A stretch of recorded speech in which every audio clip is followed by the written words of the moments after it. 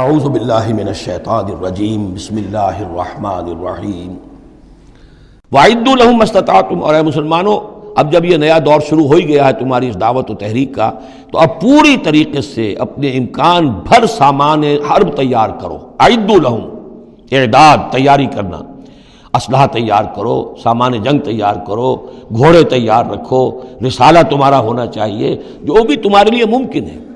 یہ توکل کا مطلب یہ نہیں ہے کہ تم ہاتھ پر ہاتھ دھر کر بیٹھ رہو، اللہ تمہاری مدد کرے گا۔ اعدوا لہم ما استطعتم، اپنی استطاعت جو ہے اس کی حد تک تو پوری تیاری کرو، من قوت، طاقت سے بھی، ومن رباط الخیل، اور پلے ہوئے گھوڑوں کے ذریعے سے بھی۔ اس لیے کہ اس زمانے میں جنگ کے لیے سب سے زیادہ جو مؤثر شے تھی، آپ کو معلوم ہے، وہ گھوڑا تیز رفتار ہے۔ اونٹ جو ہے تیز دوڑ نہیں سکتا ہے۔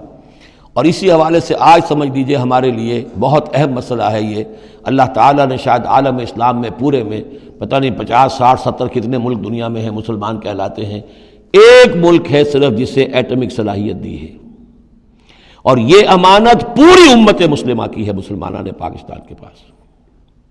اور اس کے بارے میں اگر امریکہ کا دباؤ قبول کر لیا گیا تو یہ سب سے بڑی خیانت ہوگی اللہ کے ساتھ، امت مسلمہ کے ساتھ، اللہ کے دین کے ساتھ۔ وہ اسرائیل لے کر بیٹھا ہوا ہے ایٹم بم کے، اس کے پاس انبار لگے ہوئے، لیکن یہ ہے کہ ساری پالیسی جو چل رہی ہے وہ یہ کسی طریقے سے پاکستان کا، ایک عراق کے بارے میں اندیشہ ہوا تھا کہ اسے ایٹمی دانت نکل سکتے ہیں، اس ایک مرتبہ اس کا وہ ایٹمک پلانٹ جو ہے اس کا بھرکس نکال دیا تھا، دوسری مرتبہ یہ کہ اس کا پورا بھرکس ہی نکل گیا، اگلا پچھلا کھایا پیا سب اگلوا دیا۔ اب پاکستان پر سارا دباؤ، ساری ڈپلومیسی جو بھی چل رہی ہے اس وقت، کان کھولنے کی اور آنکھیں کھول کر دن گزارنے کی ضرورت ہے۔ ہمیں حکم یہ ہے کہ جو بھی اللہ نے تمہیں دیا ہے، تمہارا امکان، جو بھی تمہارے پاس امکانی طاقت ہے، اسے سنبھال کر رکھو، ڈیٹرنٹ۔ اعدوا لہم ما استطعتم من قوۃ ومن رباط الخیل ترہبون بہ عدو اللہ، تاکہ تم اللہ کے دشمنوں کو اس سے ڈرا سکو، یہی ہے ڈیٹرنٹ، معلوم ہو کہ ان کے پاس وہ طاقت ہے۔ وعدوکم، اور اپنے دشمنوں کو بھی ڈرا سکو۔ وآخرین من دونہم، ایک تو ہے اللہ کے دشمن، اور تمہارے دشمن ایک اور بھی ہیں جو ان کے سوا ہیں، ان کے پرے ہیں، انہیں تم نہیں جانتے، لا تعلمونہم اللہ یعلمہم، اللہ انہیں جانتا ہے، یعنی وہ مارے آستین منافقین ہیں، یہ تمہاری اپنی آستینوں کے اندر بیٹھے ہوئے ہیں، تمہیں پتہ بھی نہیں ہے کہ وہ لوگ بھی در حقیقت ففتھ کالمسٹ عنصر ہے کہ جو در حقیقت تمہاری تباہی چاہتا ہے، بربادی چاہتا ہے۔ وما تنفقوا من شیء، اب ظاہر بات ہے کہ اگر ساز و سامان فراہم کرنا ہے، اسلحہ فراہم کرنا ہے، اور ساز و سامان کے لیے جو ہے گھوڑے تیار کرنے ہیں، تو انفاق کرنا پڑے گا۔ انفقوا مما رزقناکم وما تنفقوا من شیء فی سبیل اللہ یوفی الیکم، اور دیکھو جو کچھ بھی تم خرچ کرو گے اللہ کی راہ میں، وہ پورا پورا تمہیں مل جائے گا، پورا پورا دیا جائے گا۔ وانتم لا تظلمون، اور تم پر کوئی زیادتی نہیں ہوگی، تمہاری کوئی حق تلفی نہیں ہوگی۔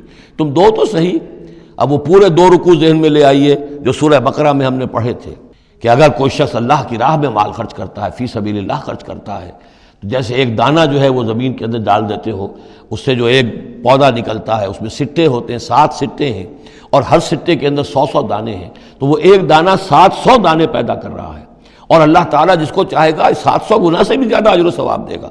کہاں صد کر رکھ رہے ہو اپنے پیسے، خرچ کر دو اسے، اس لیے کہ اب اس دعوت کا اور اس تحریک کا اور محمد رسول اللہ کی جو جد و جہد ہے، اس کا وہ مرحلہ آ گیا ہے کہ اب ساز و سامان اور کیل کانٹے سے لیس ہونا ضروری ہے۔ وَإِن جَنَحُوا لِلسَّلْمِ فَانْجَحْ لَهَا، اور اے نبی اگر وہ اپنے بازو، اپنے کندھے نیچے گرا دے امن کے لیے، صلح کے لیے، اگر قریش آمادہ ہو جاتے ہیں تو آپ بھی جھک جائیے، کوئی بات نہیں، صلح کر لیجیے۔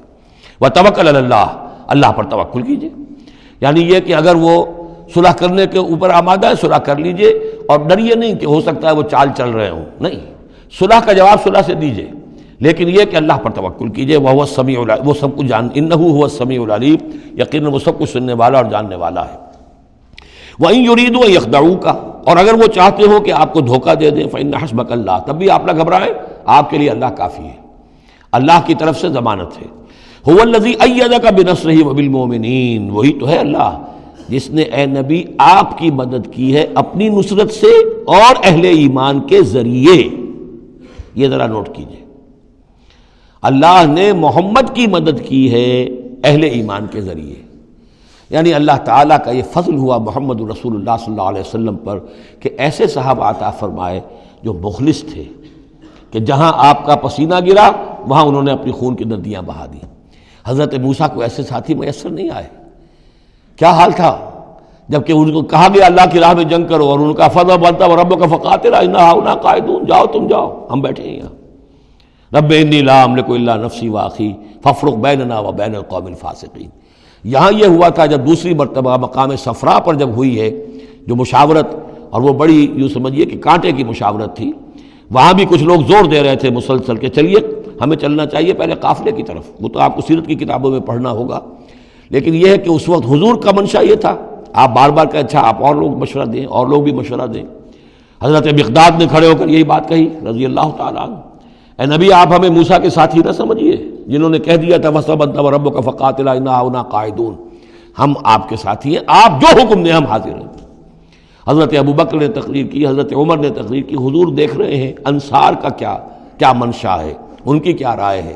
پھر کھڑے ہوئے حضرت سعد، انہوں نے کہا ہے کانک تعنینا یا رسول اللہ، اے اللہ کے رسول شاید آپ کا روح سخن ہماری جانب ہے، شاید اس وجہ سے کہ ہمارا جو معاہدہ ہوا تھا بیعت عقبہ ثانیہ میں وہ یہ تھا کہ اگر مدینے پر حملہ ہوگا تو ہم آپ کی حفاظت کریں گے، شاید یہ گمان ہے آپ کا. فَإِنَّا آمَنَّا بِكَ وَصَدَّقْنَاكَ، ہم آپ پر ایمان لا چکے، ہم نے آپ کی تصدیق کی، ہم نے آپ کو اللہ کا رسول مانا. اب ہمارے پاس کوئی آپشن نہیں ہے. خدا کی قسم اگر آپ اپنا گھوڑا سمندر میں ڈال دیں گے ہم بھی آپ کے پیچھے اپنی سواریاں سمندر میں ڈال دیں گے. اور خدا کی قسم اگر آپ ہمیں کہیں گے ہم اپنی اونٹیوں کو دبلا کر دیں گے برق الغماد تک جا پہنچیں گے، یعنی یمن کا شہر ہے برق الغماد، وہاں تک پہنچ جائیں گے چاہے ہماری اونٹنیاں لاغر ہو جائیں.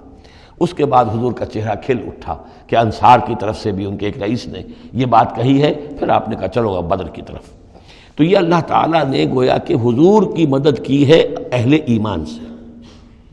هو الذی ایدک بنصرہ، ایک تو اللہ کی مدد آئی آسمان سے، فرشتے آئے، اور ایک وبالمؤمنین، اور اہل ایمان کے ذریعے سے آپ کی مدد کی ہے. من انصاری الی اللہ، کون ہے میرا مددگار اللہ کی راہ میں. وَأَلَّفَ بَيْنَ قُلُوبِهِمْ، اور ان اہل ایمان کے دلوں میں اللہ نے محبت پیدا کر دی. لَوْ أَنفَقْتَ مَا فِي الْأَرْضِ جَمِيعًا مَا أَلَّفْتَ بَيْنَ قُلُوبِهِمْ، ارے نبی اگر آپ دولت کے ذریعے سے محبت پیدا کرتے کہ لوگوں کو زیادہ زیادہ ان کے دل کی نرمی کے لیے، تالیف قلب کے لیے جو ہے پیسے دیے جائیں، اگر زمین کی ساری دولت بھی آپ خرچ کر دیتے تو ان میں یہ تالیف، یہ الفت پیدا نہیں ہو سکتی تھی. ولیکن اللہ الف بینہم، یہ تو اللہ تعالیٰ ہی نے ان کے مابین یہ الفت پیدا کر دی ہے. یہ ہم سورہ آل عمران میں بھی پڑھ چکے ہیں کہ تمہارا معاملہ جو ہے اذ کنتم اعداء فالف بین قلوبکم فاصبحتم بنعمتہ اخوانا، آیت نمبر 103 ہے سورہ آل عمران کی. وکنتم علی شفا حفرۃ من النار فانقذکم منها کذالک یبین اللہ لکم آیاتہ لعلکم تہتدون. تم تو تباہی کے آگ کے گڑھے کے کنارے تک پہنچ چکے تھے. ولیکن اللہ الف بینہم انہ عزیز الحکیم، یقیناً وہ زبردست ہے حکمت والا. یا ایھا النبی حسبک اللہ ومن اتبعک من المؤمنین، اے نبی آپ کے لیے اللہ کافی ہے اور وہ کہ جو پیروی کر رہے ہیں آپ کی اہل ایمان میں سے. ایک ترجمہ تو اس کا یہ ہوگا، یعنی جو اگر اوپر والی آیت کے ساتھ اس کو جوڑے، ایک یہ بھی ہو سکتا ہے اے نبی اللہ کافی ہے آپ کے لیے بھی، اور جو آپ کی پیروی کرنے والے ہیں مسلمان ان کے لیے بھی. ان کے لیے بھی اللہ کفایت کرتا ہے، ان کی مدد کے لیے، ان کو سہارا دینے کے لیے. تو یہ ایسی کنسٹرکشن ہے جملے کی کہ دونوں معنی لیے جا سکتے ہیں. صدق اللہ العظیم.